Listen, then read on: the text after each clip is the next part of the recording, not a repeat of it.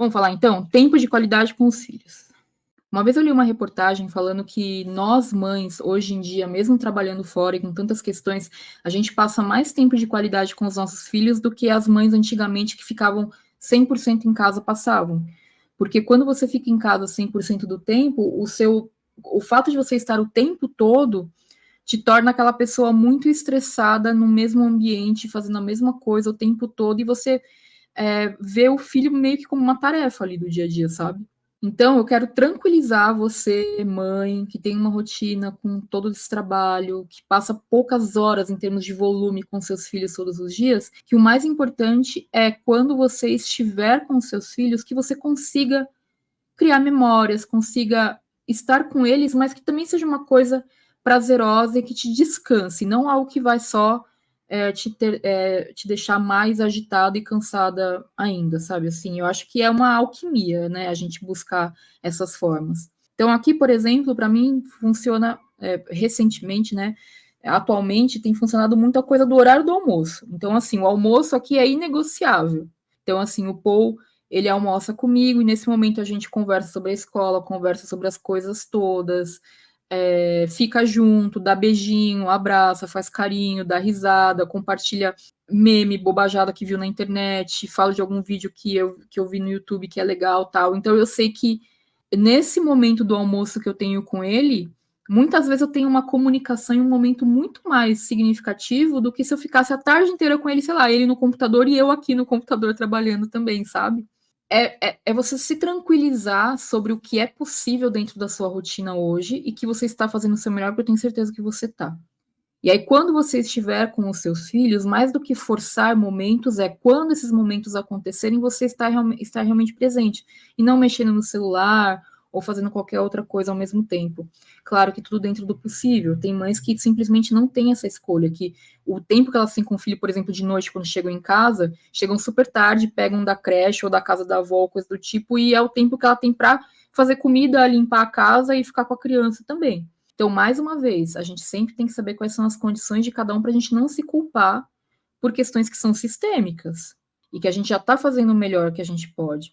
Eu, quando tinha uma rotina de ir trabalhar de fretado, eu saía de madrugada de casa e eu chegava de noite, muitas vezes o povo já estava dormindo, ele estava indo dormir. Então, o que eu fazia? Nada mais importava na casa e no mundo do que eu chegar e colocar ele para dormir.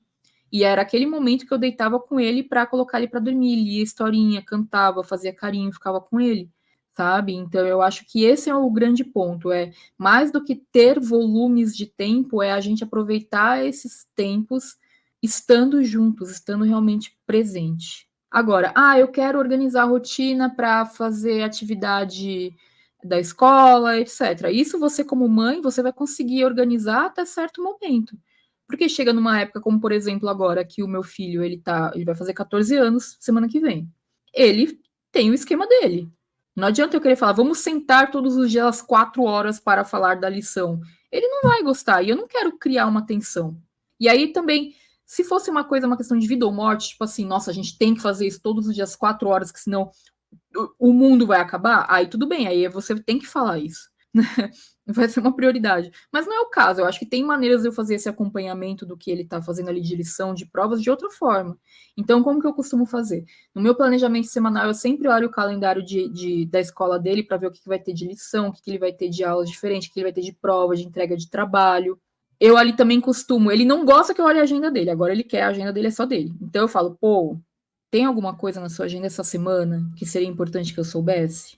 Posso dar uma olhadinha? Ah, mãe, pode. Se ele deixa, eu olho. Mas, de modo geral, ele consegue me comunicar. Ele fala, na terça-feira tem o trabalho tal, na quarta-feira tem uma excursão, na quinta-feira tem prova de sei lá o quê. E a partir dessa revisão semanal, eu consigo planejar na minha semana os momentos que eu vou fazer algumas coisas. Então, se eu sei que ele tem que entregar um trabalho, sei lá, na quinta-feira, aí provavelmente ele vai ter que ter uma compra de material, então eu já meio que deixo determinado que eu vou ter que ir, sei lá, na Calunga em algum momento na semana para comprar os materiais ali para ele. Eu sei que isso vai acontecer em algum momento. Se não acontecer, tempo livre que eu ganho de presente, mas eu já faço esse planejamento. Eu vejo quando ele vai ter prova, para no dia anterior perguntar para ele como que tá o estudo, se ele revisou, e no dia seguinte, daí no almoço eu pergunto para ele como foi a prova e tudo mais. Eu sempre, eu acredito muito no estudo, no aprendizado contínuo, né? Então, assim, eu prefiro muito mais todos os dias conversar com ele sobre o que ele aprendeu na aula de história, na aula de matemática, na aula de português, porque é uma forma dele revisar essa matéria contando para mim, do que ficar forçando ele até aquele momento de estudar, sendo que ele já tem a rotina dele de estudo nessa idade que ele tem, sabe? Conheça seus filhos, converse com eles e procure encontrar algo que também seja ali gentil na sua rotina, para que você não fique mais cansada do que sei lá o que, né? A Mônica falou, acho que um ponto importante é a estratégia de convencimento para cônjuges e estratégias para entender que crianças têm capacidade de auxiliar proporcionalmente. É isso mesmo.